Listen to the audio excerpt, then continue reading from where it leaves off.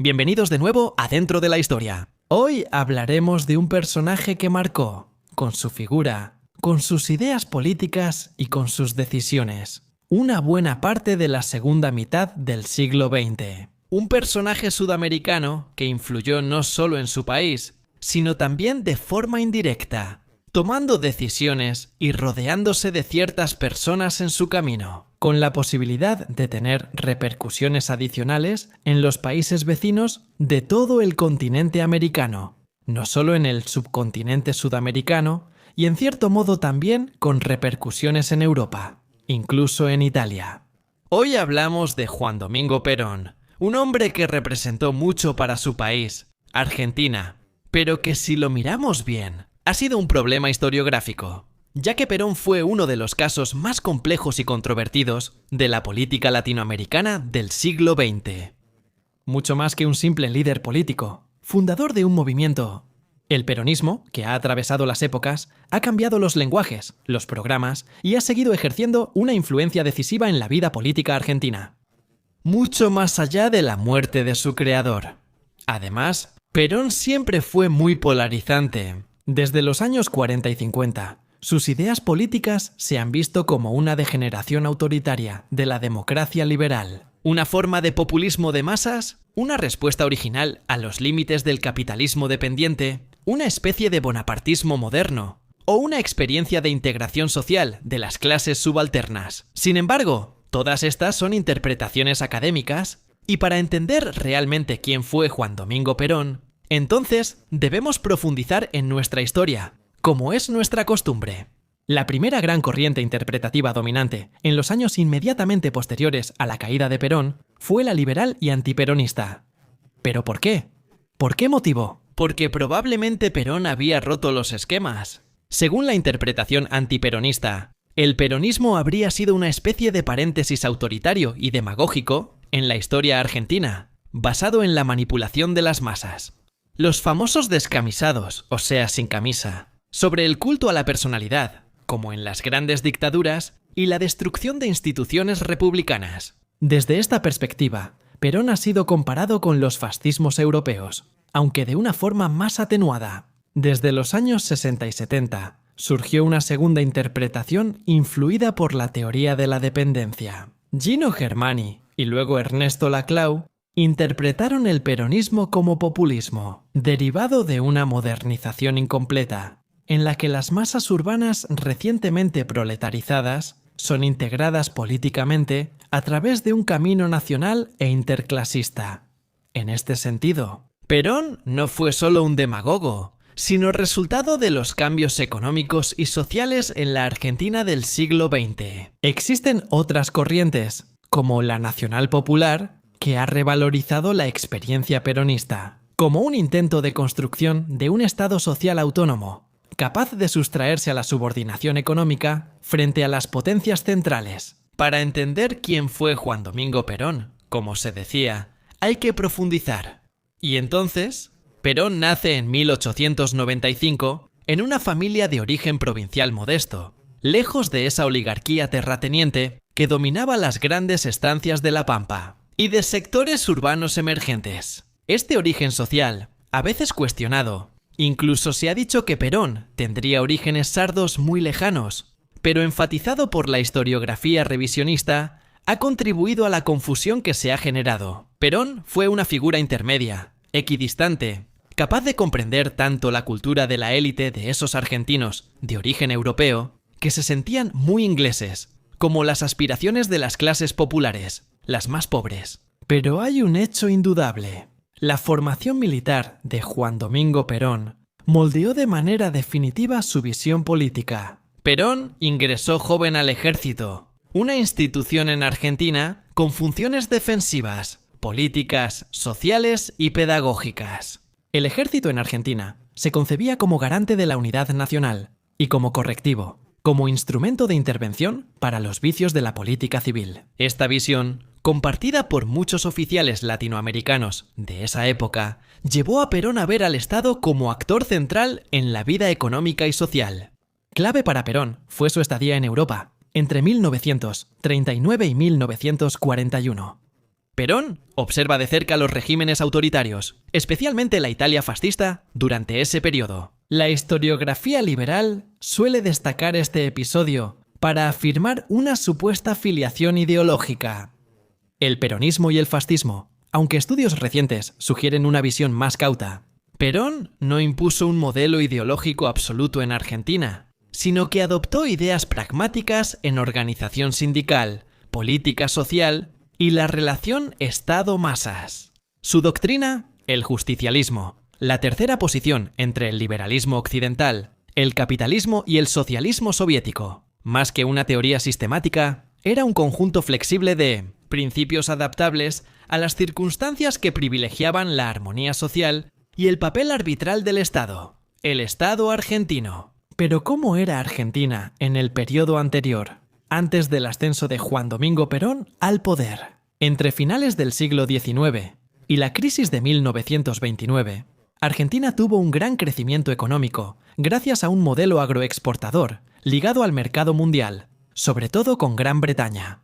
El modelo favoreció una oligarquía terrateniente, mientras que el Estado seguía siendo débil socialmente. El sistema político republicano tenía una gran exclusión social. La extensión del sufragio en 1912 con la Ley Sáenz-Peña abrió espacios de participación y permitió el ascenso de la Unión Cívica Radical, pero no había modificado radicalmente los equilibrios económicos y sociales. En resumen, las clases trabajadoras urbanas, aunque crecían rápido por la industrialización, seguían fragmentadas y marginales políticamente. La crisis mundial de 1929 había marcado un punto de inflexión.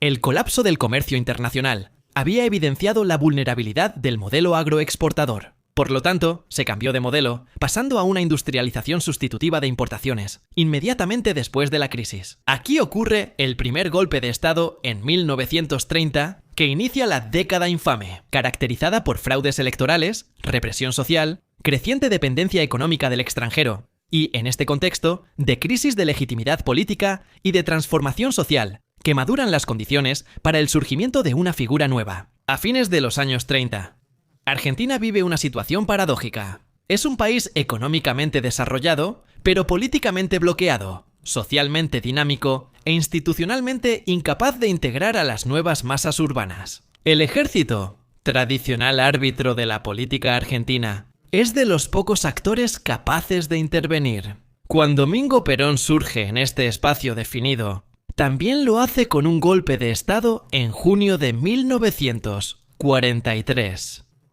El Grupo de Oficiales Unidos, GOU, promueve este golpe y termina con la década infame. La intervención militar no surge por un proyecto social avanzado. Es una mezcla de nacionalismo, antiliberalismo, preocupación política y más. El cambio ocurre con el nombramiento de Juan Domingo Perón a la Secretaría del Trabajo y Previsión. Un cargo que rápidamente se transforma en una plataforma de poder, mediante mediación en conflictos industriales, contratos colectivos, aumentos salariales, vacaciones pagadas y seguros. Perón establece una relación directa con el movimiento obrero. Entre 1943 y 1945, Perón llena el vacío de representación y se consolida como líder reconocido.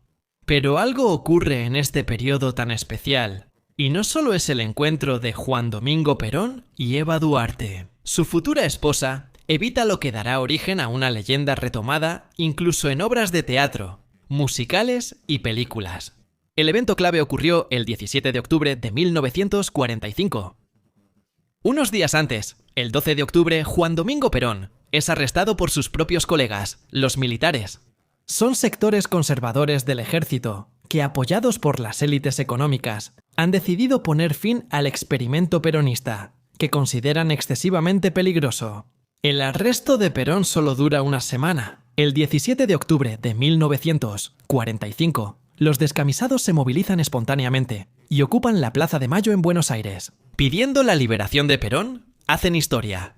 Este evento es considerado el bautizo oficial del peronismo. El 17 de octubre de 1945, para los historiadores peronistas, marca la entrada del pueblo en la política y el surgimiento de una nueva ciudadanía social.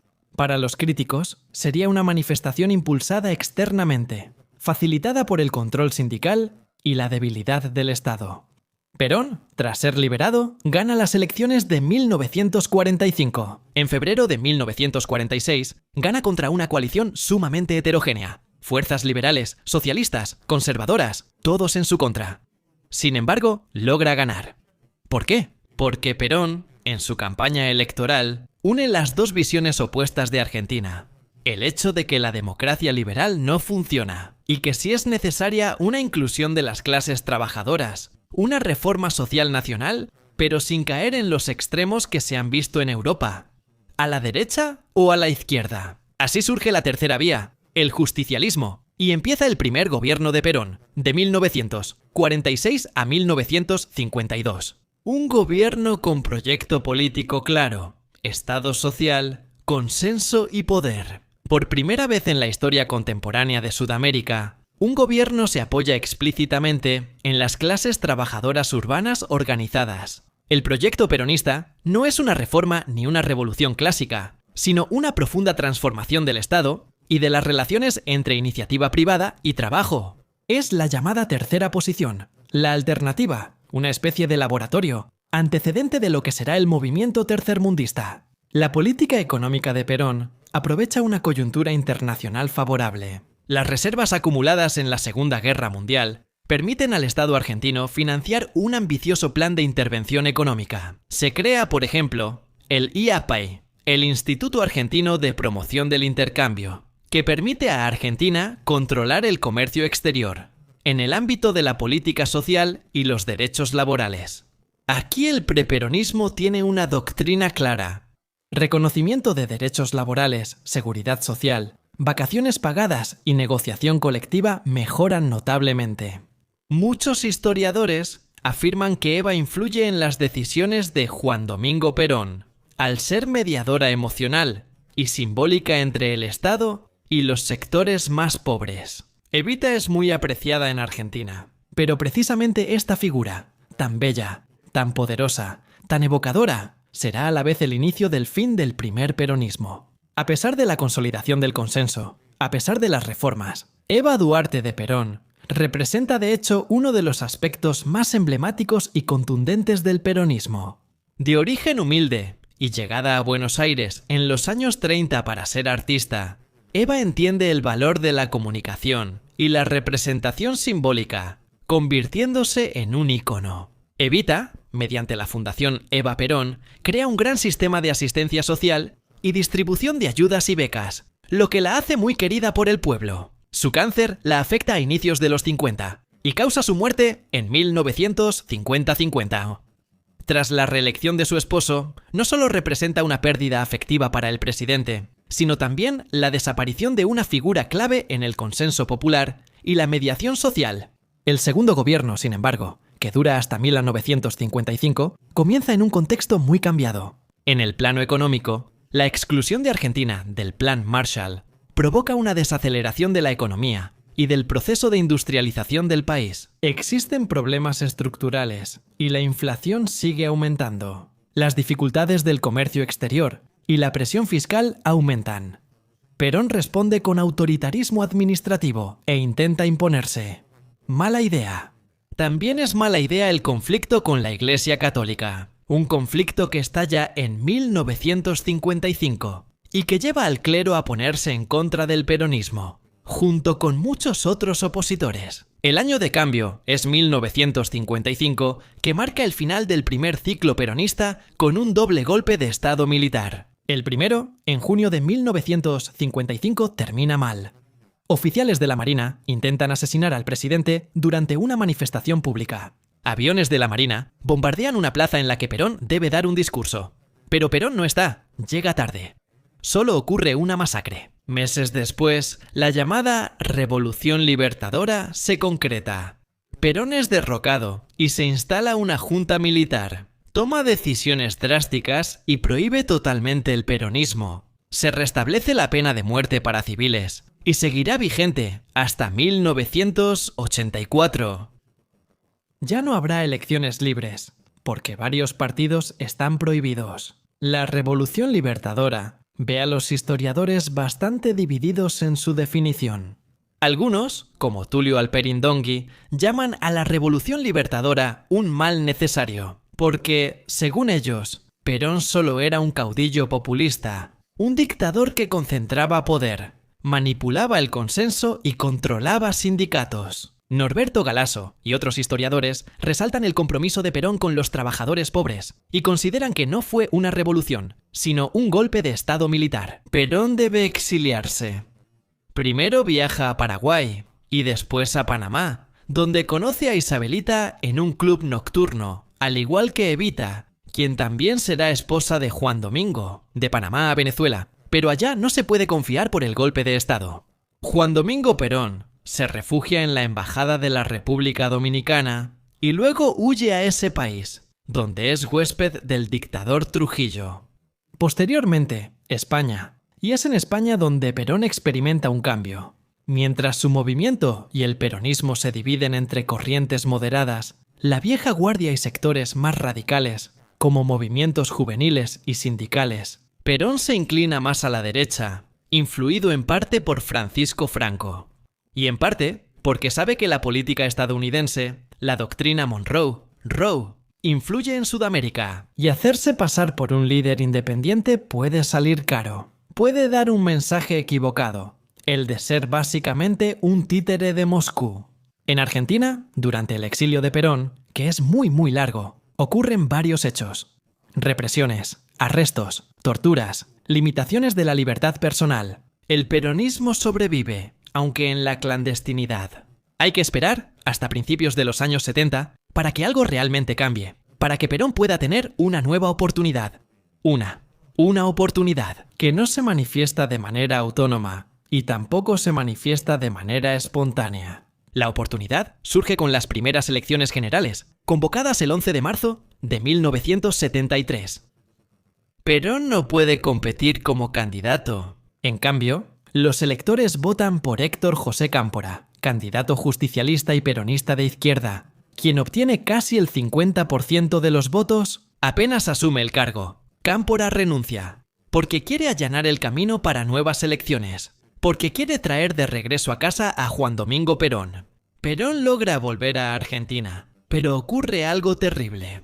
El día de su regreso a Buenos Aires, el 20 de junio de 1973, alrededor de 3 millones de seguidores se reúnen en el aeropuerto de Ezeiza para esperar el avión. Ese avión es desviado a otra base, porque mientras tanto, Ezeiza es sacudido por una feroz protesta que termina en una masacre. Las facciones peronistas de izquierda y derecha se enfrentan. La derecha está dirigida por José López Rega, jefe de la AAA, a quien conoceremos el próximo mes en otro video.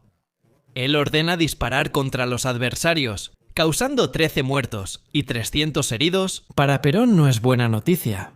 Se postula, respaldado por la derecha peronista.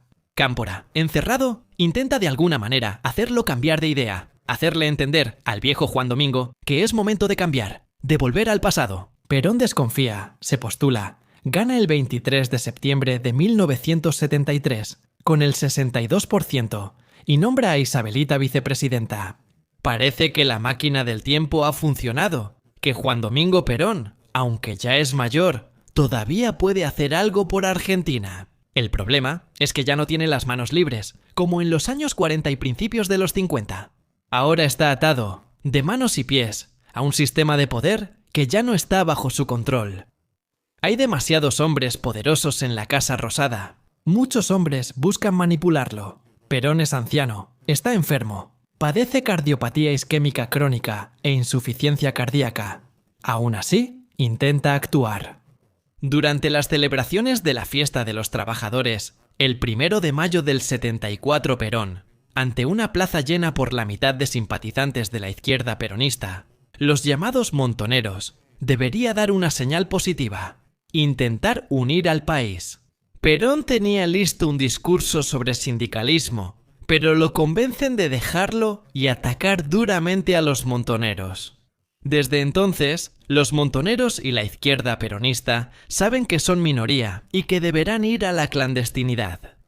Poco después, el 1 de julio de 1974, Mingo Perón fallece repentinamente, en su villa en la Quinta de Olivos, cerca de Buenos Aires. Un infarto agudo de miocardio lo fulmina. Multitud asiste a su funeral en Buenos Aires. Asume Isabelita como presidenta interina, pero es aún más débil que su esposo. Durante casi 2 años, ella es manipulada por hombres ambiciosos como López Rega y otros. El 24 de marzo de 1976, con el arresto y exilio de Isabelita Perón, finaliza la etapa peronista en Argentina. Termina una época y comienza otra, más breve pero mucho más sangrienta, la de la Junta Militar, primero con Jorge Rafael Videla y luego con Galtieri. Es una época oscura, desaparecidos, campos de concentración subterráneos, masacres generacionales y madres y abuelas de Plaza de Mayo clamando justicia. Pero esa es otra historia. Tal vez esa historia la contemos después. Por ahora concluimos con un juicio final sobre Juan Domingo Perón. Una figura compleja, controvertida, innovador social en palabras, defensor de los trabajadores, promotor de políticas de justicia social, capaz de reunir un fuerte consenso popular, de generar una dimensión política nunca antes vista. Pero también un hombre con una fuerte tendencia autoritaria que se deleitaba en el culto a su propia personalidad y también se apoyaba en el culto a la personalidad de su esposa, primero Evita y luego Isabelita. Incapaz de mediar entre las facciones peronistas, apoyándose y usándolas como marionetas según le convenía. Las políticas de Perón, aunque útiles al inicio, no estabilizaron el país a largo plazo. Esto solo alimentó las divisiones y conflictos. En resumen, Juan Domingo Perón puede ser considerado un líder carismático y transformador. Su impacto social fue enorme, pero su manejo de las tensiones internas y de la polarización, que al principio afirmaba que no quería aplicar, terminó formando parte de su propia trayectoria política. Dejó un legado ambivalente, grande para el pueblo, que aún hoy lo recuerda con cariño, a pesar de todas sus contradicciones. Problemática para la estabilidad institucional. En ciertos aspectos se puede decir, en esto casi todos los historiadores están de acuerdo, que Domingo Perón, con su trayectoria y decisiones, sentó inconscientemente las bases para la caída de Isabelita y para el nacimiento de esa dictadura militar que se hizo conocida por sus brutalidades y no precisamente por la imagen soleada, bella y atractiva de una Argentina que en la posguerra se había convertido en un puerto de llegada. También para muchos europeos, también para muchos italianos, que buscaban allí una nueva vida, una vida mejor, a la sombra del sol, entre el trigo pampeano, beneficiándose de políticas sociales, que un caudillo, un demagogo, un presidente, un hombre, llamado Juan Domingo Perón.